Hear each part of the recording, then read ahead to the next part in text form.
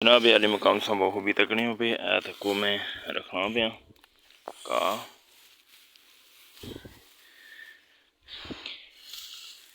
ये तुसें जड़ा ना देसी कल्चर ही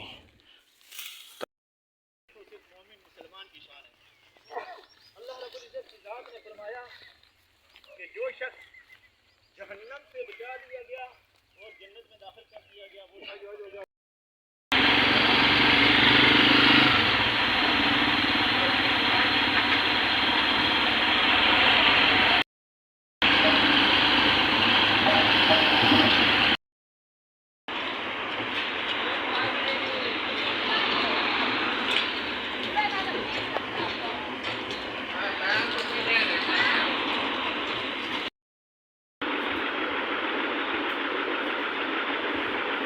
जी जनाब आले मकाम जिस चाह पीनी है तो आई जो पेड़ा है विच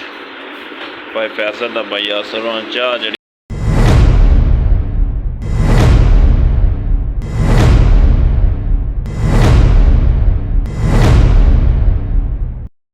समझिए। उम्मीद करना सारे वाला उस मुश्किल चौधरी तुसी मेरा फैमिली यूट्यूब चैनल तक गिरो मुश्किल बुलाओ जिन्ना पैना भरा मेरे चैनल को सब्सक्राइब नहीं किया जरूर सब्सक्राइब कर सो शेयर कर सो कमेंट कर सो लाइक जरूर कर सो। जनाब आली मकाम गल इस रही है कि ज़मींदारा जड़ा ना बड़ा जोरां पर है। मजीद तुस तकी सकने हो काशा जड़ा ये अंदर भी रखना खुमा शुमा माशाअल्लाह तकी सकने हो। तो थोड़ी मक छिलने जो ही रही गई है।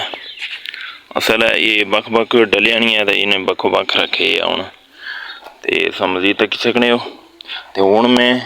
एक घा चाहिए अंदर रखना बारिशा का कोई पता नहीं कि बारिश आएगी यकदम ही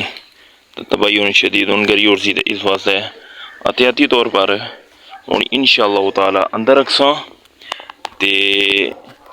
नाल जी भी डिटेल हुई इंशाअल्लाह तुसां तक फराहम करने रहा फिर नालो ना। जनाब आले मकाम सा बहु भी तकने हो पे ऐ तको मैं रखना पे का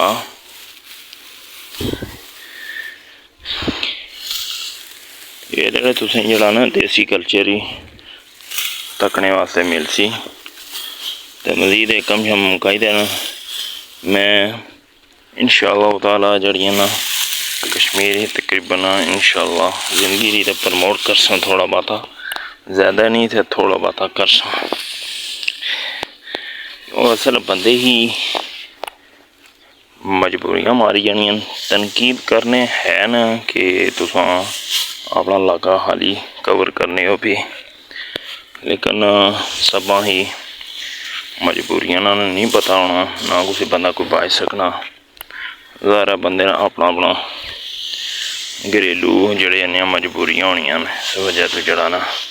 100 मामलात होने न। चलो अल्लाह पा खैर करसी इंशाअल्लाह जड़ी नाल डिटेल हुई तुसां तक इंशाअल्लाह फराहम करने रहा वो फिर नालो ना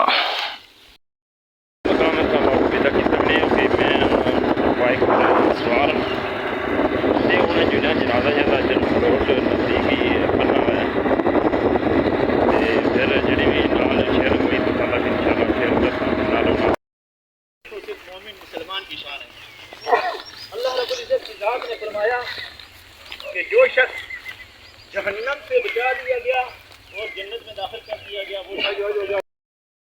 खत्म हो जाएगा और आगे तुझे एक एक मिनट और एक एक सेकंड का हिसाब देना है।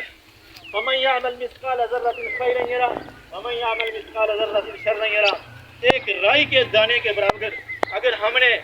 नेकी की होगी वो भी हमारे सामने आ जाएगी और अगर हमने एक राई के दाने के बराबर भी बुराई की होगी वो भी हमारे सामने आ जाएगी। आज क्या वजह है कि मुसलमान आपस में दूरियां इख्तियार कर चुके हैं? सिर्फ और सिर्फ वजह है कि इस्लाम से दूरी होती जा रही है। दीन को कुछ समझा ही नहीं जा रहा। छोटी छोटी बातों के ऊपर अलग कलामी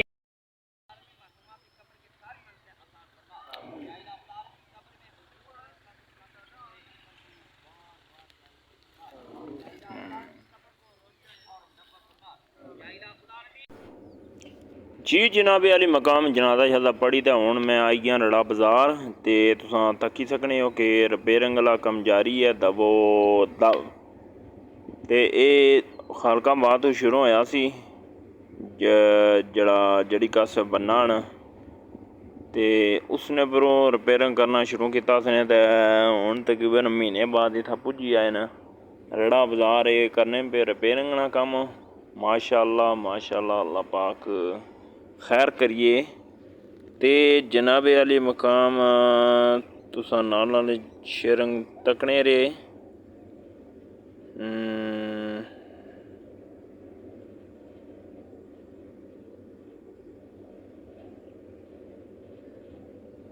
खड्डे शड्डे जड़े ना तकरीबन रड़ा बाजार सन जेडे वो भरी छोड़े ने इस्लामगढ़ जड़ा ना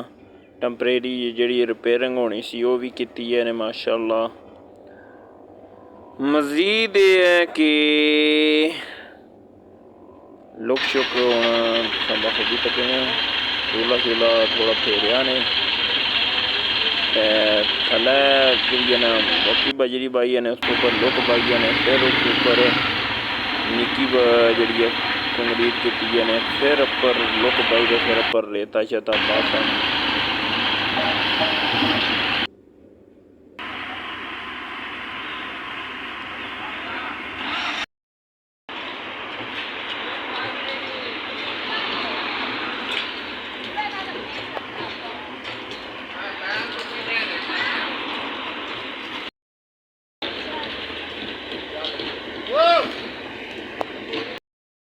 वाले मकाम बाल शल कटाने कटिंग वगैरह करने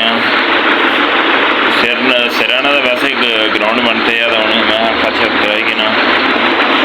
हाँ जी फैसल भाई वालो तबीयत ठीक है मेरे ग्राउंडे ना क्या कर सो सिराना थोड़ा खर्चा करना बाल चल रहा है हाँ चलो अल्लाह पाक ठीक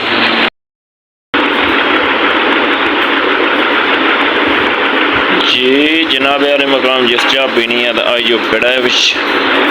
भाई फैसल का भाई असरों चाह जड़ी है मंगवाई है माशाअल्लाह खास करी दा दूध पत्ती है